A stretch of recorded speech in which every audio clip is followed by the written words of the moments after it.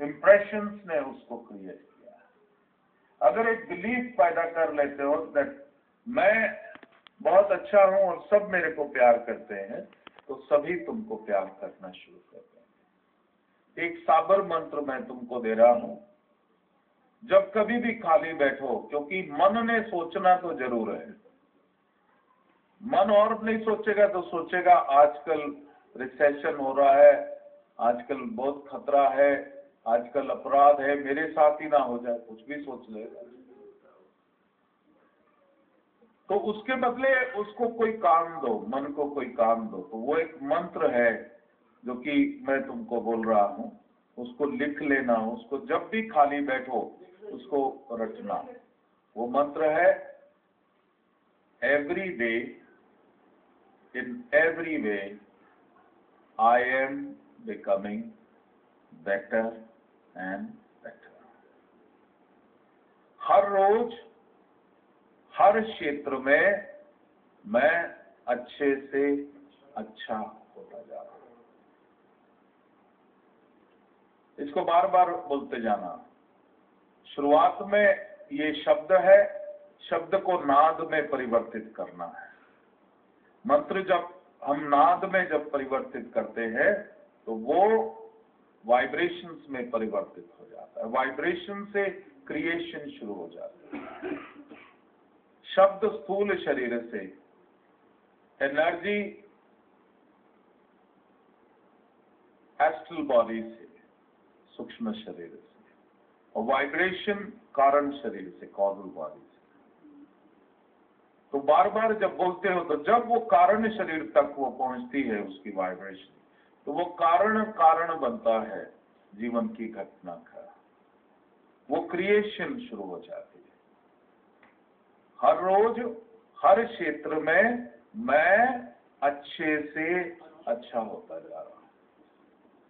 अभी तक subconscious information क्या है कि जैसे जैसे समय आएगा मेरी शक्ति क्षीण होती जाएगी, मैं कमजोर होता जाऊंगा, मेरी क्षमता कम होती जाएगी, मेरी याददाश्त कम होती चली जाएगी, मेरी आंखों की देखना कम होता चला जाएगा, 2-4 दांत उखड़ जाएंगे, एक आधा किडनी गिर जाएगी, एक आधा घुटना प्लास्टिक का लग जाएगा, वगैरह वगैरह। मालूम नहीं क्या सोचते, जो सोचते नहीं है, लेकिन बाहर जो भी हम देखते हैं, that creates a psychic impression.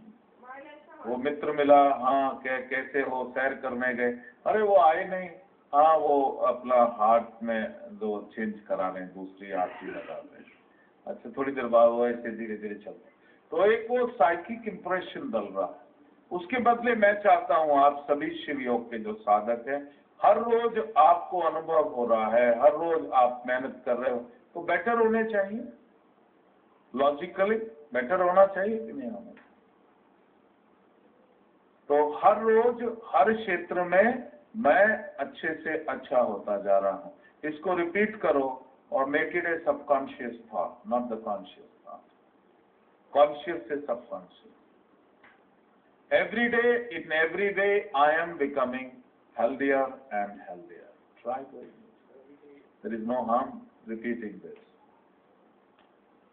हर रोज हर क्षेत्र में मैं स्वस्थ से और स्वस्थ होता जा रहा हूं। स्वस्थ से क्या बोलो जरा, सभी बोलो ना। हर रोज हर क्षेत्र में मैं स्वस्थ से और स्वस्थ होता जा रहा हूं।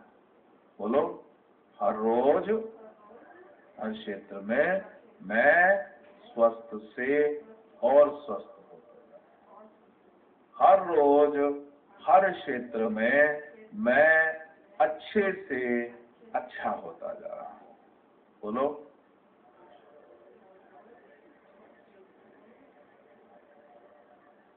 चलो अब अंग्रेजी में बोलो। इन every day, in every way I am becoming better and better. बोलो,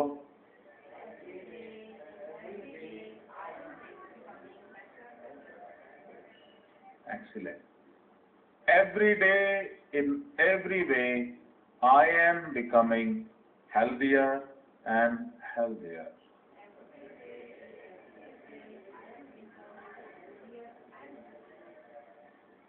और ये जो भी बोलोगे इसके ऊपर पूरा श्रद्धा, भक्ति, विश्वास उसके साथ बोलना है। जस्ट तोते की तरह नहीं बोलना है, इसको पूरे बिलीफ के साथ, पूरे विश्वास के साथ इसको जहां भी खाली बैठो इसको रिपीट करो। जितने भी शिव योग के साधक हैं, ये तुम्हारा मूल मंत्र है जीवन का। Every day, in every way, I am becoming better and better. और ज्यादा करना है, every day, in every way, I am becoming more and more prosperous. Every day, in every way, I am becoming more and more successful.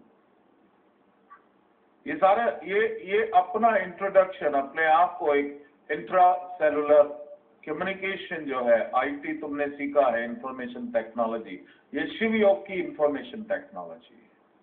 ये तुमने अपने आप के साथ, अपनी चेतना के साथ, अपनी कॉन्शियसनेस के साथ तुमने ये बातचीत करनी। And I refuse to believe that anything bad is happening.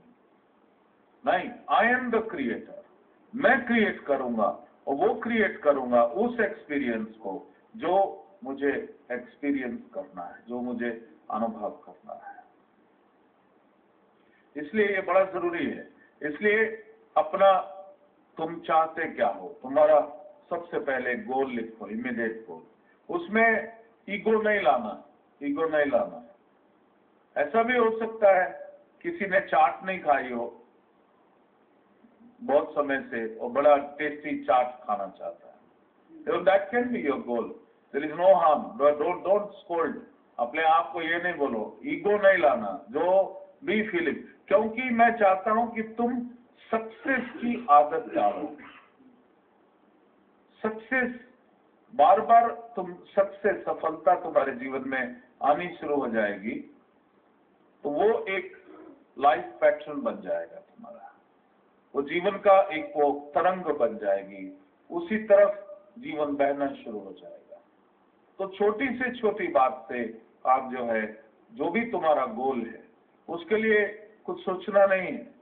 लिखो क्या चाहिए तुमको,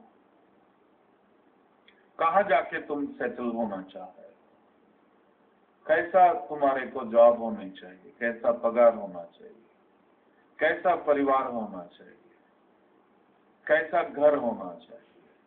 शिव योग में हम कहते हैं कि सिर्फ वर्तमान शाश्वत है। तो जो भी लिखो प्रेजेंट टेंस में लिखो। आप बोलोगे वो कैसे? मैं चाहता हूं 3 साल के बाद मैं ऐसा हो जाऊं। मैं कहता हूं चलो 3 साल के बाद। अब जरा आंख बंद करके सोचो, 3 साल के बाद तुम ऐसे हो गए हो तो कैसे सोचोगे 3 साल के बाद? भविष्य काल में सोचोगे कि वर्तमान काल में सोचोगे?